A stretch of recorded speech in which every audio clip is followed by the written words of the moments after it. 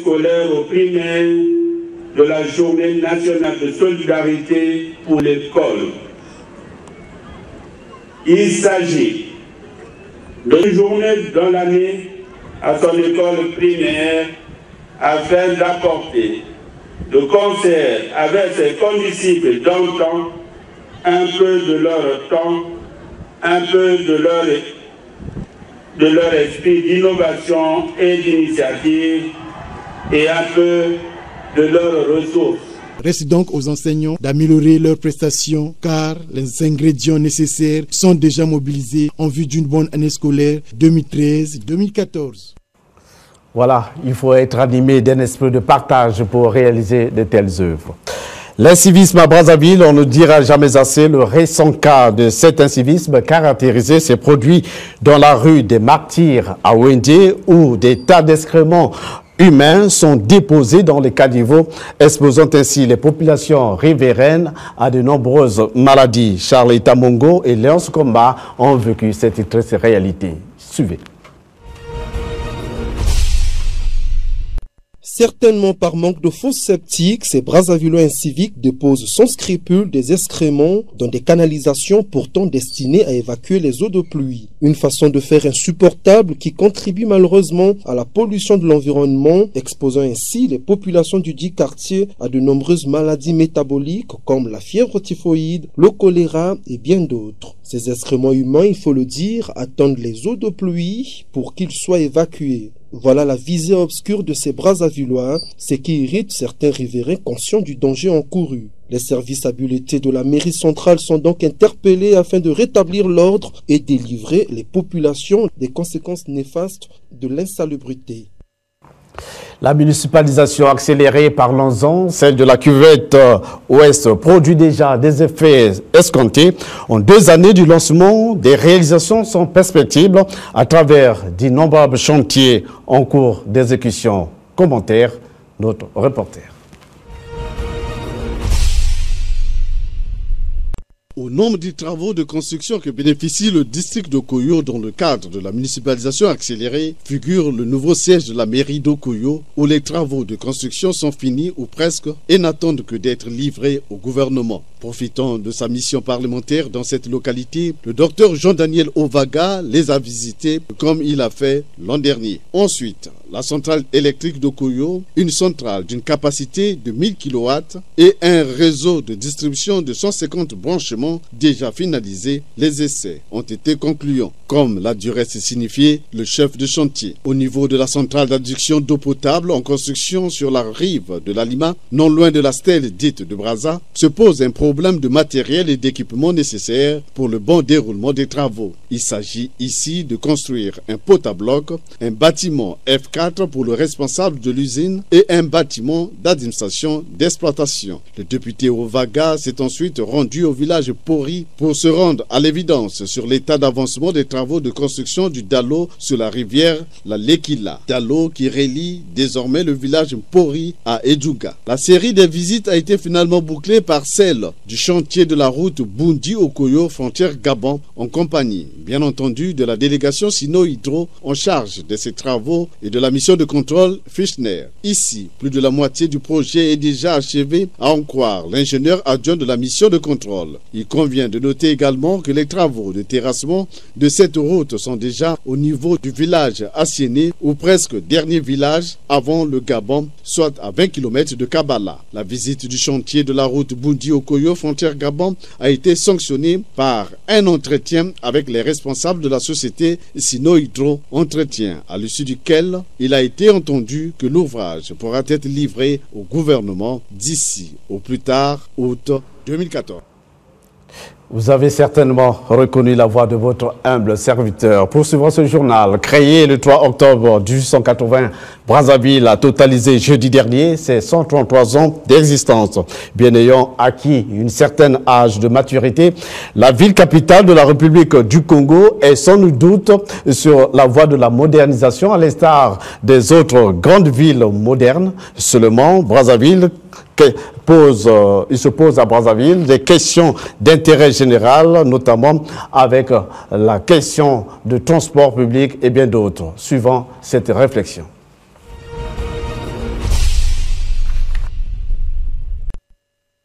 133 ans, c'est autant l'âge de la maturité. Surtout pour une agglomération, il y a lieu de se prévaloir. Brazzaville, ville capitale du Congo, subit assurément une cure de modernisation avec des infrastructures aéroportuaires, des édifices de haute facture. Mais certaines questions restent encore pendantes et préoccupantes à Brazzaville. Dans le cadre du réseau routier par exemple, en même temps qu'on loue les efforts consentis par l'État ces derniers temps, cette question est encore loin de trouver satisfaction. En 133 ans, Brazzaville demeure encore une ville en chantier. Quant à l'assainissement, il est si difficile de voir Brazzaville propre. À certains endroits, oui, mais pas sur une longue étendue. La capitale congolaise est aussi sale. Des ordures jonchent des grandes artères, des mares d'eau ici et là. Les autorités ayant en charge la gestion de cette entité éprouvent d'énormes difficultés à l'assainir. Un autre volet non moins important et qui dérange, c'est le transport urbain. La question, l'on se pose ici, pourquoi les services municipaux sont aussi démissionnaires jusqu'aujourd'hui? Pourquoi ne mettrait-on pas sur le marché des bus appropriés et s'organiser en conséquence? Le modernisme aidant. Cela permettra assurément, le plus naturellement possible, à la mairie de s'imposer et d'imposer sa propre politique de transport que de se faire narguer chaque jour par des privés qui n'existent que de nom. Sur le développement, plusieurs facteurs sont à prendre en ligne de compte. Le mental, le culturel, l'économique, pour ne citer que ceux-là. Je trouverai sans doute d'autres mots à d'autres occasions. Pour l'instant, je m'arrête là pour que chaque génération marque son empreinte. Le centre hospitalier et universitaire de Brazzaville est à l'heure de la modernisation. Des nombreux changements sont en train d'être opérés de manière tout aussi qualitative que quantitative dans cette structure hospitalière grâce au dynamisme impulsé par la nouvelle direction générale incarnée par Bernard Ovlaka, une année après sa prise de fonction. Images et commentaires. Considéré comme le sommet de la pyramide hospitalière du Congo, le CHU a 3 missions fondamentales: accueillir les malades et assurer les soins de qualité, contribuer aux formations initiales et permanentes du personnel médical et paramédical, aussi promouvoir la recherche biomédicale. En une année de sa prise de fonction, le directeur général du CHU est sur la bonne voie qui rassure. En ce qui concerne les badges, je ne peux pas dire que l'opération a échoué. L'opération n'a pas échoué. L'opération a connu quelques difficultés. Et je pense que nous allons continuer sur cette lancée. On ne va pas s'arrêter parce que tant qu'on ne fait pas ça, on va arriver à avoir toutes les façons que vous allez constater que quand vous allez dans les salles de malades, ces derniers temps, vous ne trouvez pas les dames malades. Je suis arrivé, j'ai trouvé le bâtiment à 5 étages, était fermé de l'autre côté, sur le côté de l'OCH. À l'époque, les gens passaient par là pour voir les malades à travers les fenêtres.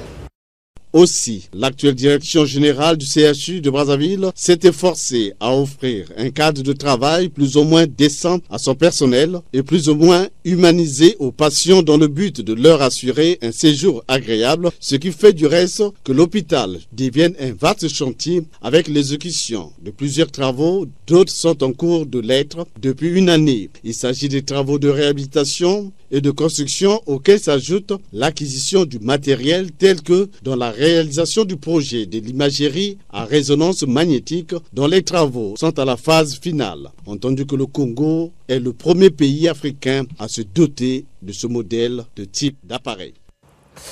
La première conférence internationale sur les mines a vécu à Brazzaville, tenue sous le thème « La diversification de l'économie congolaise via l'exploitation de son potentiel minier ». Ces assises ont permis de faire un état de lieu du secteur minier en plein essor et projeter l'avenir. Reportage Guy Blaise de Seydou.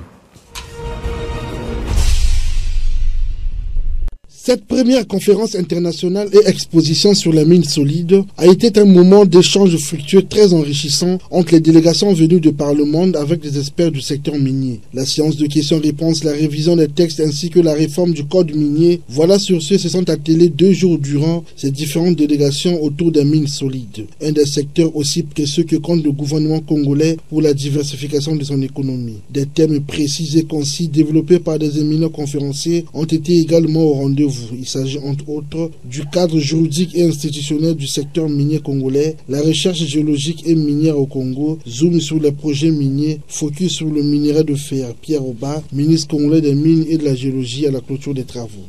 Aussi bien sur le cadre légal et institutionnel que sur les aspects pratiques liés à l'exploitation minière et à la protection de l'environnement. Des éclairages pour les meilleures pratiques ont été esquissés en vue d'assurer avec succès le développement minier en cours. Il est également apparu, à la lumière de nos discussions, que l'aboutissement heureux de ce développement minier est intimement lié à la problématique de la mise en place des infrastructures de transport et d'évacuation des minéraux. Cette première édition de la conférence internationale sur les mines solides a été organisée par le gouvernement congolais en partenariat avec la communication Amtrad. Bonne nouvelle, le Congo est en phase de sortir de la liste sécurisée de l'OACI, entendu l'Organisation de l'Aviation Civile Internationale. L'information a été donnée le samedi dernier par le ministre d'État, ministre des Transports et de l'Aviation Civile, faisant la restitution de la 38e session de l'Assemblée générale de l'OACI, tenue du 24 septembre au 14 octobre dernier. Reportage.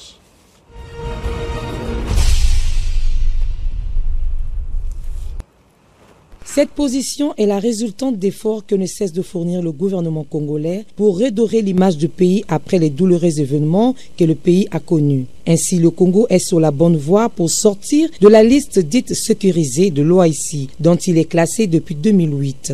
Nous avons repris un plan d'action correctrice, cette fois plus contraignant. Nous l'avons fait adopter par l'OACI et nous sommes en train de le suivre. Et c'est les premiers résultats qui ont fait qu'aujourd'hui, nous ne sommes plus sur le site sécurisé. Mais ceci ne veut pas dire que nous avons fini la feuille de route, le plan d'action correctrice que nous nous étions fixés. C'est que les points les plus difficiles ont été surmontés et maintenant pour nous c'est en même temps un encouragement pour continuer dans la même voie avec la même détermination, sinon plus, pour définitivement refaire, parce que l'ANAC dans le temps avait été reconnue comme l'une des agences les plus performantes en Afrique. Donc nous pouvons revenir à ce niveau-là. On rappelle, le Congo a été suspendu parce qu'il ne parvenait pas à réaliser les directives de l'OACI relatives aux normes aéronautiques. Voilà, terminons ce journal par cette information qui vient de nous parvenir. Le président de la République, Denis Sassou Nguesso, a reçu en audience ce dimanche les présidents de 2 chambres du Parlement de la République démocratique du Congo. Il s'agit de Léon Kengo-Wadondo, président du Sénat, et Aubin Minakou, président de l'Assemblée nationale de la RDC, qui sont venus remettre au président de la République congolais une copie des conclusions des concertations nationales tenues récemment à Kinshasa. Le reportage de cet élément à suivre demain dans nos éditions avec Alain Bienvenu au Bargui. C'est ici que nous mettons un terme à ce journal, un journal réalisé par Herman Kompati avec la bénédiction de Rishi Funande. Merci de nous avoir suivis. D'ici là, portez-vous bien. Au revoir.